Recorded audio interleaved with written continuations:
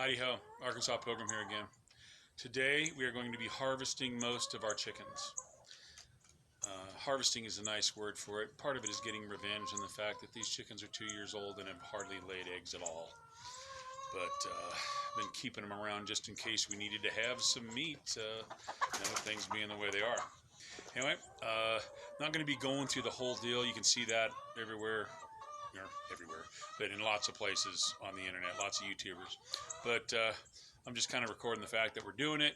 And one of the things I'm going to be doing is also showing making a homemade chicken plucker, kind of the whiz-bang style, but on a smaller scale and man-powered.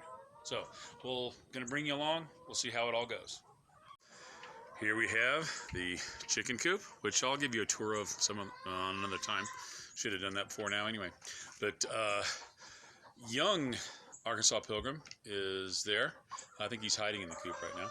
But first thing we have to do is find out which hens are laying. We actually had 4 eggs yesterday, which means there should be 4 hens laying. So we're going to get to do the wonderful, there he is, he caught one. We got to check out their vent, which in other words is, get a close look at their butt and see if they're moist and open. Isn't that wonderful? But we're going to keep the ones that are laying plus a couple others because, we're going to use this chicken tractor to work on my garden in the springs. It's the only reason I'm keeping some of these around. Anyway, that's going to be our first step, and we'll spare you the pictures of the close-up of the chicken's privates. Well, here we have the elect. These must be the ones that Cooking with Sherry prayed for. She commented on my short video this morning and said that their prayers were with me, my son, and the chickens. So, hey, your prayers work for these 6. We went through all those and, checking the ones that had the healthiest looking combs and wattles, and then checking their vent to see that it was open and moist and that their pelvic bones were spread wide. And some of them I could tell the difference on, but I think some of those are these, but that's one of those things, I guess, that's just, you need a lot more experience than I've got. Actually, it wasn't all that unpleasant, even though it sounds kind of strange, looking at chicken butts. But anyway, there they are. Those are the ones that are going to be my chicken tractor, actually, they're individual tractors, and I'll be clearing out my garden area. So there we go.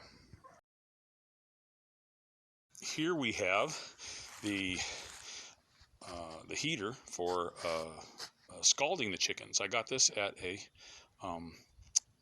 garage sale a couple weeks ago.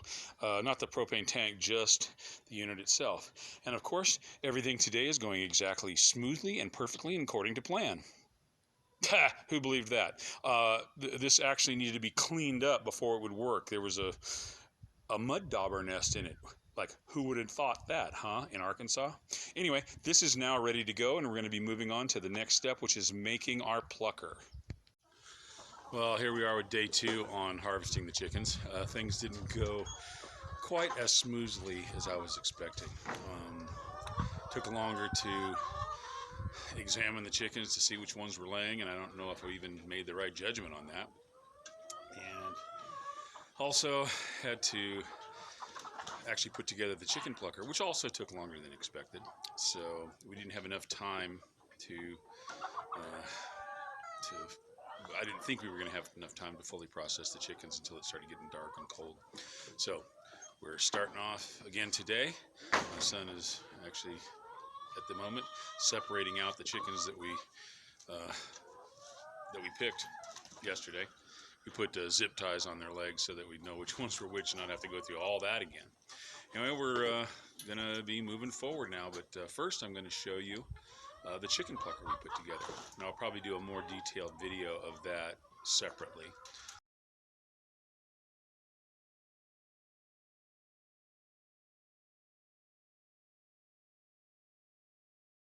Well, here's our setup. We're about to begin harvesting. It's the ground's kind of uneven, so instead of having stuff in a line, we kind of have stuff in, there is a bit of a path to it.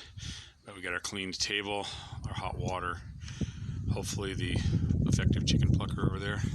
There's our killing cone, which is actually a cone. I found it on the side of the road. I didn't take it from a construction site. It was lying all by itself. So reduce, reuse, recycle, right? So we're about to begin. And I'm not going to show you all that because this is not a teaching. I'm kind of learning as I go along myself. So you can see that someplace else. Okay.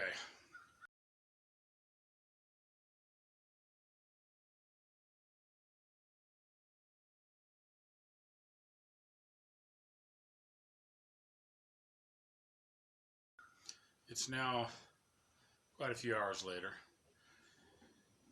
Got 6 chickens processed. Turns out my chicken plucker doesn't work with well, the other material, non-egg material that comes out of a chicken vent. It's too small. Then with that 5-gallon bucket, just didn't work. And I'll do another video on what's wrong with it. And so it wasn't a total waste of time. Like Thomas Edison said, what is it? Now I know 1,000 ways that how not to make a light bulb.